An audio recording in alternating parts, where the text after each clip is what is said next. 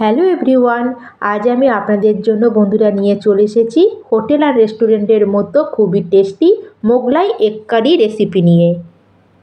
আর এটা বানানোর জন্য আমরা নর্মাল যে বেসিক মশলা ইউজ করি সেটাই ব্যবহার করব, কিন্তু এর যে টেস্ট হবে সেটা হবে খুবই শানদার। আর আপনারা যদি ডিম খেতে যে কোনো ফর্মে যদি খুবই পছন্দ করেন তাহলে আপনারা এই রেসিপিটা অবশ্যই ট্রাই করে দেখতে পারেন। আর রেসিপিটা আপনাদের কেমন লাগলো অবশ্যই কিন্তু আমাকে কমেন্ট করে জানাবেন। তাহলে চলুন বন্ধুরা, আর দেরি না করে শুরু করা যাক আজকের রেসিপি। আর এটা বানানোর জন্য সবার প্রথমে আমাদের এখানে সেদ্ধ করে রাখা ডিম দরকার। আর এই রেসিপি বানানোর জন্য ডিমটাকে আমি আগে থেকে সেদ্ধ করে রেখেছি। আর এখানে আমি 6টা সেদ্ধ ডিম নিয়েছি, আপনাদের দরকার অনুযায়ী আপনারা এটা কম বেশি করে নিতে পারেন। এখন আমাদের কি করতে হবে, একটা নাইফের সাহায্যে এইভাবে ডিমের মধ্যে এরম একটু দূরে দূরে আমাদের এইভাবে কেটে নিতে হবে। আর এইভাবে আমাদের 4 থেকে 5টা কাট লাগিয়ে নিতে হবে। কিন্তু নাইফটাকে আমরা পুরো ভেতরে ঢুকাবো না, ডিমের অর্ধেক অংশ পর্যন্ত আমরা নাইফটাকে ঢুকাবো। আর ঠিক এরম করে আমাদের কেটে নিতে হবে। এতে কি হবে, মশলার যে ফ্লেভারটা থাকবে সেটা খুবই সুন্দরভাবে একদম ডিমের ভেতর অংশ পর্যন্ত চলে যাবে। আর যদি লুক ওয়াইজ বলি তাহলে এইভাবে যদি আমরা কেটে নিই তাহলে দেখতেও খুব সুন্দর লাগে ডিমগুলোকে। আর আমাদের সব ডিমগুলোকে ঠিক এইভাবে কেটে নিতে হবে।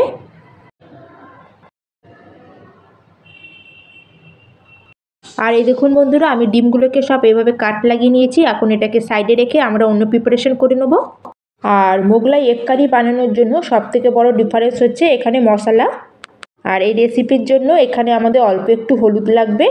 আর এখানে আমি নিয়েছি 1 চামচ মতো লাল লঙ্কা গুঁড়ো।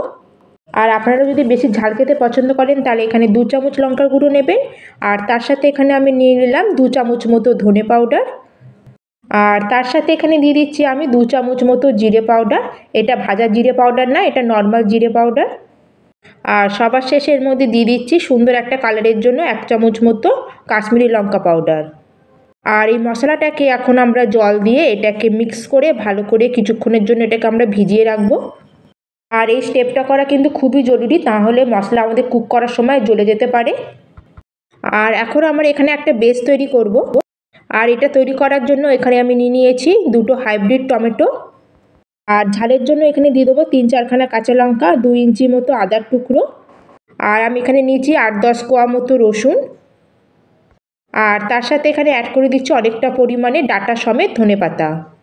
আর এই সব মশলাগুলোকে আমি আগের থেকে পেস্ট করে রেডি করে রেখে দেবো।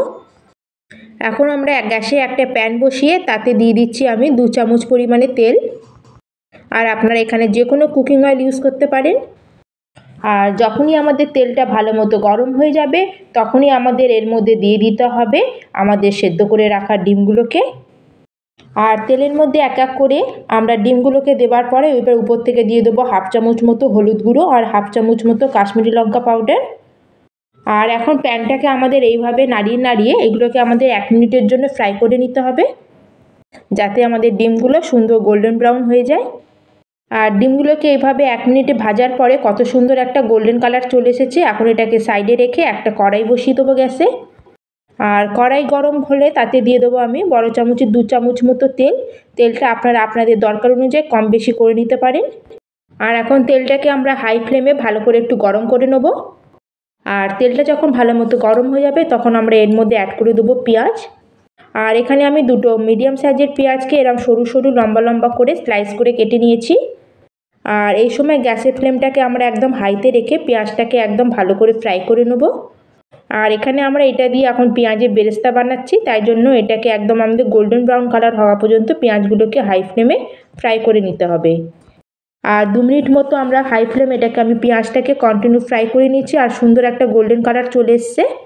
আর এতটাই আমাদের ফ্রাই করতে হবে। আর এর থেকে যদি আমরা বেশি ডার্ক করি তাহলে কিন্তু পেঁয়াজগুলো পুড়ে যেতে পারে। আর এইভাবে সব পেঁয়াজগুলোকে আমরা একটা প্লেটের মধ্যে বার করে নেবো আর পরে এটা ইউজ করব। আর কড়াইতে এখন যতটুকুনি তেল আছে এই তেলেই আমি রান্নাটা করে নেবো, এখানে আমি আর কোনো তেল অ্যাড করব না। আর তেলটা এখন আমার গরম আছে তাই গ্যাসের ফ্লেমটাকে আমরা লোতে রাখবো। আর এখন আমরা এর মধ্যে কিছু গোটা মশলা অ্যাড করব। নিয়েছি 8-10টা মতো গোলমরিচ, আর 3টে লবঙ্গ, 3টে এলাচ, 1/2 চামচ মতো গোটা জিরে আর 1 টুকরো দারচিনি। এখন সব কিছু একসাথে তেলের মধ্যে দিয়ে দেবো। আর এখন যেই সব মশলাগুলোকে আমরা জল দিয়ে ভিজিয়ে রেখেছিলাম কিছু সেকেন্ড পরে আমাদের এই মশলাটাকেও এর মধ্যে অ্যাড করে দিতে হবে। আর 2-3 চামচ মতো বাটি ধোয়া জলও এর মধ্যে অ্যাড করে দেবো। আর এই মশলাটাকে দেবার পরে এখন 2-3 মিনিট মতো এটাকে ভালো করে আমরা একটু কুক করে নেব। আর 2-3 মিনিট মতো ভালো মতো কষানোর পরে এখানে দেখুন মশলা দিয়ে তেল বেরোতে শুরু হয়ে গেছে আর একটা দানা দানা মতো ভাবও চলে এসেছে। ঠিক এই স্টেজে আমরা এখানে অ্যাড করে দেবো আমাদের টমেটো আদা রসুনের যে পেস্টটা বানিয়ে রেখেছিলাম সেটাকে, আর জার ধোয়া জলটাও দিয়ে দেবো। আর জানেন তো বন্ধুরা, টমেটো দেওয়ার পরে আমাদের এখন অ্যাড করে দিতে হবে নুনটাকে। এখানে আমি স্বাদ অনুযায়ী নুন অ্যাড করবেন। এবার এটাকে ভালো করে মিক্স করার পরে আমাদের গ্যাসের ফ্লেমটাকে লোতে করে দিতে হবে আর এটাকে আমরা ঢেকে কুক করে নেব যাতে মশলাটা খুব ভালো মতো কষানো হয়ে যায়। আর এটাকে আবার ভালো করে আমি মিক্স করে লো ফ্লেমে এটাকে আমরা কভার করে দেবো। আর ততক্ষণ ওদিকে আর একটা আমরা প্রিপারেশন করে নেব। আর তার জন্য এখানে আবার নিয়ে নিয়েছি গ্রাইন্ডিং জার আর আমরা যে পেঁয়াজগুলো ভেজে রেখেছিলাম এখন এটাকে এর মধ্যে অ্যাড করে দেবো। আর তার সাথে এর মধ্যে অ্যাড করে দেবো আমি 2 চামচ মতো টক দই। আর দইটা এখানে বেশি টক দেবেন না কারণ এখানে আমরা অলরেডি 2খানা টমেটো ব্যবহার করেছি। আর এর মধ্যে এখন আমরা কোনো জল অ্যাড করব না, জল ছাড়াই আমরা একটা স্মুথ পেস্ট বানিয়ে নিয়ে আসবো। আর দেখুন বন্ধুরা পেস্টটা আমার রেডি হয়ে গেছে। আর এদিকে চলুন আমরা চেক করে নিই মশলাটাকে যে আমরা লো ফ্লেমে ছেড়ে দিয়েছিলাম কুক হওয়ার জন্য, দেখুন কত সুন্দর এর থেকে তেল বেরোতে শুরু হয়ে গেছে। আর মশলা থেকে পুরো তেলটা সেপারেট হয়ে গেছে আর মশলাটা খুব সুন্দর কষানো হয়ে গেছে। আর ঠিক এই স্টেজে আমরা এখানে অ্যাড করে দেবো আমাদের পেঁয়াজ আর দইয়ের যে পেস্টটা বানিয়ে রেখেছিলাম সেটাকে। আর গ্রাইন্ডিং জার ধুয়ে 2-3 চামচ মতো এখানে জল অ্যাড করে দেবো, জল এখানে বেশি অ্যাড করবেন না। আর দই আর পেঁয়াজের পেস্টটা দেওয়ার পরে আমাদের এইভাবে এটাকে কন্টিনিউ মিক্স করে নিতে হবে। আর বন্ধুরা এই সময় আমাদের খেয়াল রাখতে হবে গ্যাসের ফ্লেমটা যাতে আমাদের একদম লোতে থাকে, হাই ফ্লেমে কিন্তু এটা করা যাবে না, তাহলে কিন্তু দইটা ফেটে যাবার চান্স থাকবে। আর পেঁয়াজটাকে দেবার পরে এটাকে এখন আর বেশি ফ্রাই করতে হবে না কারণ এখানে পেঁয়াজটা আমাদের অলরেডি ফ্রাই করা আছে। এবার এটাকে আমি আবার 1 মিনিটের জন্য একটু কভার করে দেবো। আর আমার 1 মিনিট পরে মশলাটাকে আমি এখানে দেখে নিচ্ছি, মশলাটা খুব সুন্দর আমার কুক হয়ে গেছে। আর এই স্টেজে আমরা এখানে অ্যাড করে দেবো জল। আর জলের পরিমাণটা আপনারা যতটা ঝোল রাখতে চান সেই বুঝে জলটা অ্যাড করবেন। আর তার সাথে এর মধ্যে দিয়ে দেবো 1/2 চামচ মতো গরম মশলা। আর সব কিছুকে একবার ভালো করে মিক্স করে এখন আমরা ঝোলটাকে একটু বয়েল হওয়ার জন্য ছেড়ে দেবো।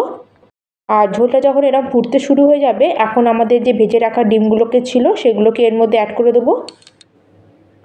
আর এখানে একটা সুন্দর ফ্লেভারের জন্য যদি আপনাদের কাছে কাসুরি মেথি থেকে থাকে তাহলে 1 চামচ কাসুরি মেথি এর মধ্যে অ্যাড করে দেবেন।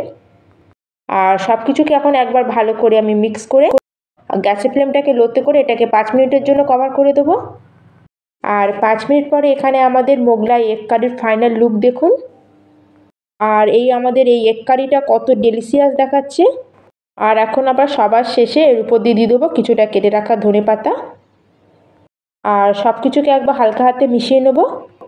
আর এবার আমরা গ্যাসের ফ্লেমটাকে অফ করে দেবো আর এটাকে আমরা কভার করে 1 মিনিটের জন্য রেস্টে রেখে দেবো। আর আমাদের hotel and restaurant style Mughlai egg curry একদম রেডি টু সার্ভ। আর এই মোগলাই এগ কারিটা আপনারা অবশ্যই একবার বানিয়ে দেখবেন, রেস্টুরেন্ট আর হোটেলের থেকে কিন্তু কোনো অংশে কম হবে না। আর আমরা যে ঘরে সাধারণত যে এগ কারি বানিয়ে থাকি তার থেকে কিন্তু এটা সম্পূর্ণই আলাদা। আর যদি আজকের রেসিপিটা আপনাদের একটুও ভালো লাগে তাহলে লাইক শেয়ার আর সাবস্ক্রাইব করতে কিন্তু একটুকু ভুলবেন না। তাহলে আমি আজকের মতো এখানেই শেষ করলাম, আবার চলে আসছি অন্য একটি নতুন রেসিপি নিয়ে। ধন্যবাদ।